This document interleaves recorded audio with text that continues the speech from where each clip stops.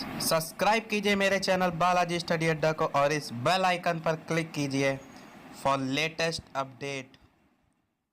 Welcome to Balaji Study Adda.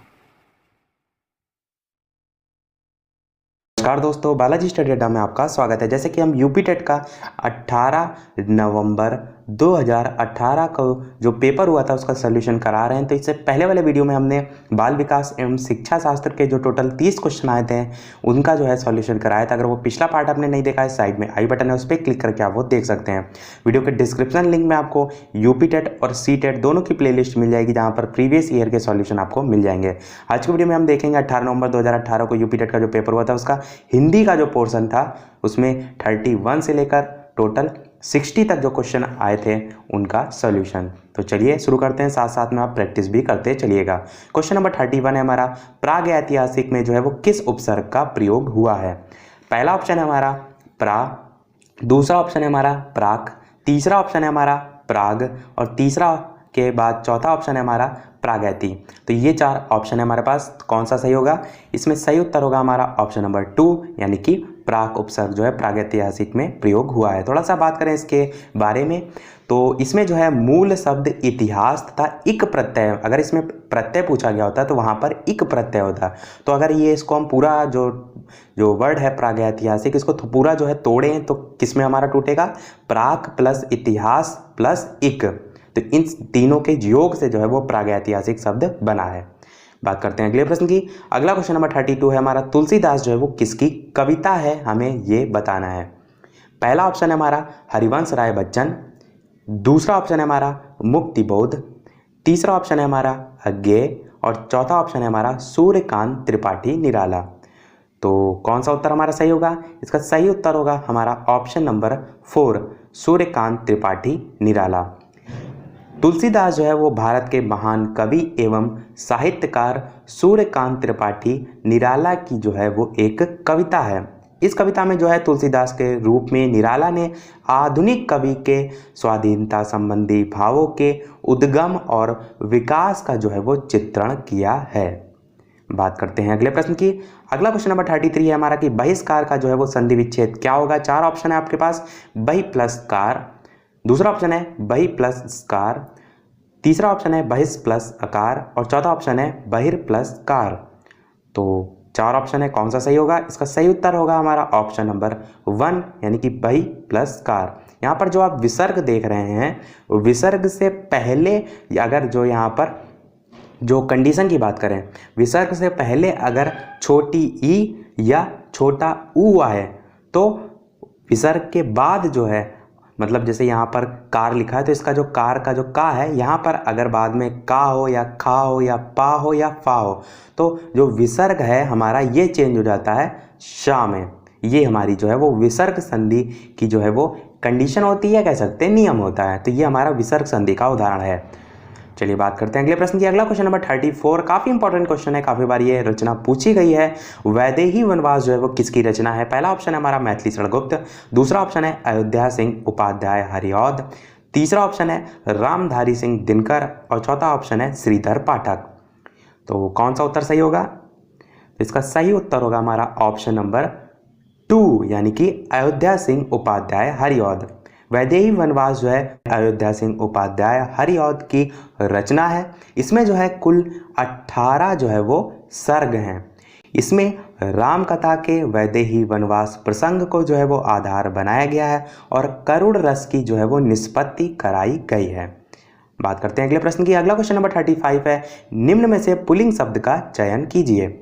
पहला option है हमारा पखावज, दूसरा ऑप्शन है हमारा पहिया, तीसरा ऑप्शन है हमारा लिखावट और चौथा ऑप्शन है हमारा मझधार। तो कौन सा सही उत्तर होगा हमारा? हमारा सही उत्तर होगा ऑप्शन नंबर 2, यानी कि पहिया। ये जो है हमारा पुल्लिंग शब्द है, बाकी शब्द जो हैं पखावज, लिखावट और मझधार ये सब जो हैं वो स्त्रीलिंग शब्द हैं। बात करते हैं अगले प्रश्न की, जो कि हमारा गद्यांश पर आधारित है। गद्यांश जो है काफ़ी छोटा दे रखा है तो पढ़ लेते हैं, फिर इस पर आधारित जो क्वेश्चन है उसको देखते हैं। तो गद्यांश की बात करें तो स्पष्टता, आत्मविश्वास, विषय की अच्छी पकड़ और प्रतिभाशाली भाषा में अपने विचारों और भावनाओं को व्यक्त करना ही संप्रेषण कला है। संप्रेषण मतलब कम्युनिकेशन और कला मतलब स्किल। तो जो निरंतर अभ्यास से निखारी जा सकती है। एक दिन में कोई अच्छा वक्ता नहीं बन सकता तथा भाषा पर अनायास ही किसी की पकड़ नहीं हो पाती। तो यहाँ पर अभ्यास को लेकर बात की जा रही है और इसी अभ्यास से स्वामी विवेकानंद ने जिस संप्रेषण कला का विकास किया था उसने विश्व धर्म सम्मेलन में लाखों अमेरिकी निवासियों को जो है वो चकित और मोहित कर दिया था। अब बात करते हैं इस पर आधारित प्रश्न की। तो पहला हमारा 36 क्वेश्चन है कि संप्रेषण कला जो है वो क्या नहीं है, हमें ये बताना है। पहला ऑप्शन है हमारा प्रभावशाली भाषा, दूसरा ऑप्शन है हमारा अलंकरण, तीसरा ऑप्शन है हमारा आत्मविश्वास और चौथा ऑप्शन है हमारा विचारों और भावनाओं को व्यक्त करना। तो कौन सा इसका उत्तर सही होगा? इसका सही उत्तर होगा हमारा ऑप्शन नंबर 2 यानी कि अलंकरण। ये जो है वो संप्रेषण कला नहीं है के अंतर्गत आता है। बाकी स्पष्टता, आत्मविश्वास, विषय की अच्छी पकड़, प्रभावशाली भाषा में अपने विचारों और भावनाओं को व्यक्त करना, ये सारी चीज़ें जो है हमारी संप्रेषण कला में आती हैं। अगला क्वेश्चन नंबर 37 है संप्रेषण कला का विकास जो है वो किससे होता है? तो देखिए अभी हमने आपको बताया भी था, वही देखिए पूछ लिया गया। ऑप्शन है हमारे पास अनायास, दूसरा ऑप्शन है अभ्यास, तीसरा ऑप्शन है भाषण और चौथा ऑप्शन है विषय की अच्छी पकड़। तो कौन सा सही होगा उत्तर? हमारा इसका सही उत्तर होगा ऑप्शन नंबर 2 यानी कि अभ्यास। अभ्यास से जो है संप्रेषण कला का जो है वो विकास होता है और कह सकते हैं धीरे धीरे इसमें निखार भी आता है। अगला क्वेश्चन नंबर 38 है निम्न में से संयुक्त व्यंजन कौन सा नहीं है, हमें ये बताना है। जहाँ पर नहीं लिखा होता है उसका विशेष ध्यान रखिएगा। तो पहला ऑप्शन है हमारे पास त्रा, दूसरा ऑप्शन है या, तीसरा ऑप्शन है छा और चौथा ऑप्शन है ज्ञा। तो 3 जो है संयुक्त व्यंजन होते हैं, अगर आपको पता होगा तो आपका गलत नहीं होना चाहिए। तो इसका सही उत्तर होगा या, जो कि हमारा संयुक्त व्यंजन नहीं है। बाकी छत्रज्ञा, ये 3 हमारे संयुक्त व्यंजन होते हैं जो आपको पता होना चाहिए। बात करते हैं अगले प्रश्न की। अगला क्वेश्चन नंबर 39 हमारा कि मृत्युंजय पद में जो है वो कौन सा समास हमें ये बताना है। पहला ऑप्शन है हमारा बहुब्रीहि समास, दूसरा ऑप्शन है द्विगु समास, तीसरा ऑप्शन है कर्मधारय समास और चौथा ऑप्शन है द्वंद्व समास। तो कौन सा सही उत्तर होगा? इसका सही उत्तर होगा हमारा ऑप्शन नंबर 1 यानी कि बहुब्रीहि समास। देखिए जब 2 पद मिलकर किसी तीसरे पद की ओर संकेत करते हैं तब हमारा बहुब्रीहि समास होता है। जैसे कि मृत्युंजय जो है वो मृत्यु को जीतने वाले को कहते हैं अर्थात शिव। अब यहाँ पर शिव जो है वो तीसरा पद आ रहा है तो जाहिर सी बात है बहुब्रीहि समास होगा। और यहाँ जो है वो मृत्यु और जय मिलकर जो है तीसरे पद शिव की ओर संकेत करते हैं। इस आधार पर भी हम कह सकते हैं मृत्युंजय में जो है वो बहुब्रीहि समास होगा। बात करते हैं अगले प्रश्न की। अगला क्वेश्चन नंबर 40 है कि अलंकार में किस उपसर्ग का प्रयोग हुआ है। पहला ऑप्शन है अलन, दूसरा ऑप्शन है अल, तीसरा ऑप्शन है अल और चौथा ऑप्शन है अलम। तो यहाँ पर हलंत का जो है वो अंतर है दूसरे और तीसरे ऑप्शन में, तो ये ध्यान रखिएगा। तो कौन सा उत्तर सही होगा हमारा, ये हमें बताना है। तो अलंकार में जो है वो अलम उपसर्ग होता है यानी कि उत्तर नंबर 4 जो है हमारा सही हो जाएगा। बात करते हैं अगले प्रश्न की। अगला क्वेश्चन नंबर 41 है हमारा कि यह पुस्तक किसकी है। मैं यहाँ पर या के नीचे देखिए लाइन खींची है, तो में रेखांकित शब्द का पद परिचय दीजिए। पहला ऑप्शन है हमारा गुणवाचक विशेषण, पुस्तक विशेष से एकवचन, दूसरा ऑप्शन है हमारा सार्वनामिक विशेषण, पुस्तक विशेष से एकवचन स्त्रीलिंग, तीसरा ऑप्शन है हमारा सर्वनाम एकवचन स्त्रीलिंग और चौथा ऑप्शन है हमारा संबोधन अवयव। तो इसका कौन सा सही उत्तर होगा? इसका सही उत्तर होगा हमारा ऑप्शन नंबर 2 यानी कि सार्वनामिक विशेषण, पुस्तक विशेष से एकवचन स्त्रीलिंग। तो यह पुस्तक किसकी है में रेखांकित शब्द का पद परिचय जो है हम इस आधार पर दे सकते हैं। अगला प्रश्न है हमारा 42 कि विश्लेषण शब्द का विलोम शब्द जो है वो क्या होगा, ये हमें बताना है। पहला ऑप्शन है हमारा व्याख्या, दूसरा ऑप्शन है विवेचन, तीसरा ऑप्शन है संश्लेषण और चौथा ऑप्शन है विभाजित। तो विश्लेषण शब्द का विलोम जो है वो हमारा होता है संश्लेषण यानी कि उत्तर नंबर 3 जो है हमारा सही होगा। अगला प्रश्न है हमारा 43 कि जिनका उच्चारण ऊपर के जो दांत होते हैं उन पर जीभ लगने से होता है उन्हें हम क्या कहते हैं। तो उन्हें हम क्या कहते हैं? ऑप्शन है हमारे पास मूर्धन्य, दूसरा ऑप्शन है कंठ, तीसरा ऑप्शन है दंत और चौथा ऑप्शन है अनुनासिक। तो कौन सा उत्तर सही होगा? इसका सही उत्तर होगा हमारा ऑप्शन नंबर 3 यानी कि दंत। जिन व्यंजनों का जो उच्चारण ऊपर के दांतों पर जीभ लगाने से होता है उन्हें हम दंत व्यंजन कहते हैं। इसमें आते कौन कौन से हैं? ता, ठ, द, ध। अगला क्वेश्चन नंबर 44 है हमारा कि निम्नलिखित में से ऊष्म व्यंजन जो है वो कौन से हैं, ये हमें जो है वो बताना है। ऑप्शन है हमारे पास पहला चा, छा, जा, दूसरा ऑप्शन है शा, सा, सा और तीसरा ऑप्शन है आ, बा, सा और चौथा ऑप्शन है या, रा, ला। तो कौन सा सही उत्तर होगा? इसका सही उत्तर होगा हमारा ऑप्शन नंबर 2 यानी कि श, सा और सा। ये जो है हमारे ऊष्म व्यंजन होते हैं और ऊष्म व्यंजन पर आधारित जो है काफ़ी बार क्वेश्चन पूछा भी जा चुका है बीटीसी लेवल पर भी, तो ये भी आपको पता होना चाहिए। और इसके अलावा एक चीज़ और जान लीजिए, स, श, श के अलावा हा भी जो है हमारे ऊष्म व्यंजन में ही आता है। तो ये 4 जो हमारे होते हैं जिनके उच्चारण में हम कह सकते हैं कि जो गर्म वायु जो है मुख से जो है वो निकलती है, तो उसी को हम ऊष्म व्यंजन कहते हैं। अगला क्वेश्चन नंबर 45 है हमारा कि अत्यधिक का विलोम क्या होगा। पहला ऑप्शन है हमारा अनधिकत, दूसरा ऑप्शन है हमारा अत्यल्प, तीसरा ऑप्शन है हमारा अत्याधिक और चौथा ऑप्शन है हमारा अनधीन। तो कौन सा उत्तर सही होगा? इसका सही उत्तर होगा हमारा ऑप्शन नंबर 2 यानी कि अत्यल्प। अत्यधिक जो है बहुत अधिक को दर्शाता है, अत्यल्प जो है बहुत कम को दर्शाता है, तो यही इसका विलोम हो जाएगा। अगला क्वेश्चन नंबर 46 है ऋत का विलोम क्या है। पहला ऑप्शन है विकीर्ण, दूसरा ऑप्शन है अनरत, तीसरा ऑप्शन है वक्र और चौथा ऑप्शन है अनैक्य। तो ये 4 ऑप्शन है, कौन सा सही होगा? इसका सही उत्तर होगा हमारा ऑप्शन नंबर 2 यानी कि अनरत। इसकी बात करें, जो ऋत है इसका अर्थ होता है सत्य, या कह सकते हैं ये सत्य के ही सेंस में मोस्टली जो है यूज़ होता है, और जो अनरत है ये जो है वो झूठ के सेंस में यूज़ होता है। तो यही हमारा जो है वो विलोम हो जाएगा, सत्य का जो है वो झूठ यानी कि ऋत का अनरत। बात करें अगले प्रश्न की, अगला 47 क्वेश्चन है हमारा कि संकल्प शब्द में जो है वो उपसर्ग बताइए। तो पहला ऑप्शन है हमारा सन, दूसरा ऑप्शन है हमारा सम, तीसरा ऑप्शन है सक और चौथा ऑप्शन है संक। तो ये 4 ऑप्शन है, कौन सा हमारा सही होगा? ऑप्शन नंबर 2 जो है हमारा सम संकल्प शब्द में जो है वो उपसर्ग हो जाएगा। और अगर मूल शब्द आपसे पूछा जाए तो जो है वो कल्प मूल शब्द होगा। अगला क्वेश्चन नंबर 48 है मुझसे खड़ा भी हुआ नहीं जाता, इस वाक्य का वाच्य जो है वो क्या होगा। पहला ऑप्शन है हमारा कृतवाच्य, दूसरा ऑप्शन है हमारा भाववाच्य, तीसरा ऑप्शन है हमारा कर्मवाच्य और चौथा ऑप्शन है अन्य। तो कौन सा इसका सही उत्तर होगा, हमें ये बताना है। इसका सही उत्तर होगा हमारा ऑप्शन नंबर 2 यानी कि भाववाच्य। मुझसे खड़ा भी हुआ नहीं जाता, इस वाक्य में जो है वो भाव की प्रधानता होने के कारण जो है ये हमारा भाववाच्य हो जाएगा। अगला क्वेश्चन नंबर 49 है तद्भव और उसके तत्सम का कौन सा मेल जो है वो गलत है, हमें ये बताना है। पहला ऑप्शन है लुनाई का लावड़ता, दूसरा ऑप्शन है लौंग का लवंग, तीसरा ऑप्शन है आत का अंत्र और चौथा ऑप्शन है आयसु का जो है वो आदेश। तो ये हमें बताना है कि कौन सा जो है वो मेल गलत है। तो कौन सा उत्तर सही होगा? इसका सही उत्तर होगा हमारा ऑप्शन नंबर 3 यानी कि आत का जो है वो अंतर जो है वो ये हमारा तत्सम तद्भव का जो मेल है वो गलत है।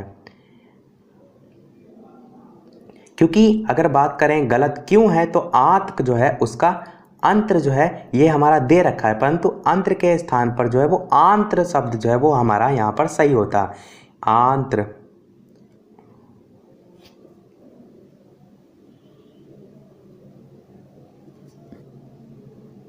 अब यहाँ पर जो है वो गलत है, तो ये भी हमें पता होना चाहिए तत्सम तद्भव सही क्या होता। तो आंत का जो है वो आंत्र जो है वो ये हमारा सही होता। तत्सम और तद्भव की जब बात की जा रही है उसका, तो आंत का जो हमारा तद्भव रूप होता है तो हमारा आंत का जो है वो आंत्र जो है वो यहाँ पर सही हो जाता। बात करते हैं अगले प्रश्न की। अगला क्वेश्चन नंबर 50 है कि लेखक और उसकी रचना का कौन सा जोड़ा गलत है, हमें ये बताना है। पहला ऑप्शन है हमारा स्कंदगुप्त जो है वो लक्ष्मी नारायण मिश्र, दूसरा ऑप्शन है संस्कृति के 4 अध्याय जो है वो रामधारी सिंह दिनकर जी की है, तीसरा ऑप्शन है रसज्ञ रंजन जो है वो आचार्य महावीर प्रसाद द्विवेदी जी की है और चौथा ऑप्शन है अशोक के फूल जो है वो आचार्य हजारी प्रसाद द्विवेदी जी की है। तो ये 4 ऑप्शन है, हमें बताना है कौन सा जोड़ा जो है वो गलत है। तो कौन सा इसका सही उत्तर होगा? इसका सही उत्तर होगा हमारा ऑप्शन नंबर 1 स्कंदगुप्त जो है वो लक्ष्मी नारायण मिश्र जो है ये वाला जो है हमारा जोड़ा गलत है, क्योंकि जो स्कंदगुप्त है वो हमारी जयशंकर प्रसाद का जो है वो नाटक है, तो ये जो है हमारा गलत हो जाएगा। बात करते हैं अगले प्रश्न की। अगला क्वेश्चन है हमारा 51 की कवि और उसकी रचना का कौन सा जोड़ा सही नहीं है, हमें ये बताना है।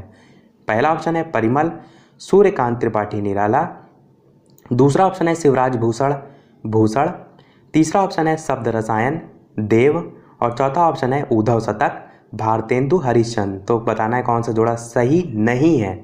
तो कौन सा सही नहीं होगा हमारा? ऑप्शन नंबर 4 उद्धव शतक जो है वो भारतेंदु हरिश्चंद्र जो है ये हमारा जोड़ा सही नहीं में आएगा, क्योंकि जो उद्धव शतक है वो जगन्नाथ दास रत्नाकर की जो है वो रचना है।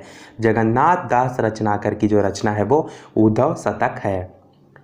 अगला प्रश्न है हमारा 52 कि लेखक और उसकी कृति के युग में कौन सा युग्म गलत है। हमें फिर से बताना है यही क्वेश्चन कि आर्यों का आदि देश जो है डॉक्टर संपूर्णानंद, वोल्गा से गंगा राहुल सांकृत्यायन, सूरज का सातवां घोड़ा धर्मवीर भारती और दर्शन दिग्दर्शन जो है वो रामचंद्र शुक्ल। तो कौन सा जो युग्म है इसमें गलत बताना है, तो कौन सा गलत होगा हमारा ऑप्शन नंबर 4 दर्शन दिग्दर्शन रामचंद्र शुक्ल जो है ये हमारा गलत होगा, क्योंकि दर्शन जो दिग्दर्शन है वो राहुल सांकृत्यायन की रचना है। राहुल सांकृत्यायन की रचना जो है रचना वो दर्शन दिग्दर्शन है। तो हमारा यही वाला जो है वो गलत हो जाएगा। अगला 53 है हमारा कि विराम चिन्ह की दृष्टि से कौन सा वाक्य जो है वो अशुद्ध है, हमें ये बताना है। पहला है हमारा हाँ मेरा यही विचार है, दूसरा है हमारा कि वह ईमानदार, परिश्रमी, कर्मठ और मृदुभाषी है, तीसरा है कि उसके पास धन, वैभव, नौकर चाकर आदि सब कुछ था, चौथा ऑप्शन है हमारा आप हमारे घर आना चाहते हैं तो आइए, ठहरना चाहते हैं तो ठहरिए। तो हमें विराम चिन्ह की दृष्टि से जो बताना है कौन सा अशुद्ध है, यहाँ पर इस चीज़ का ध्यान रखिएगा। तो इसका कौन सा सही उत्तर होगा, इसका सही उत्तर होगा हमारा ऑप्शन नंबर 1, यानी कि हाँ मेरा यही विचार है।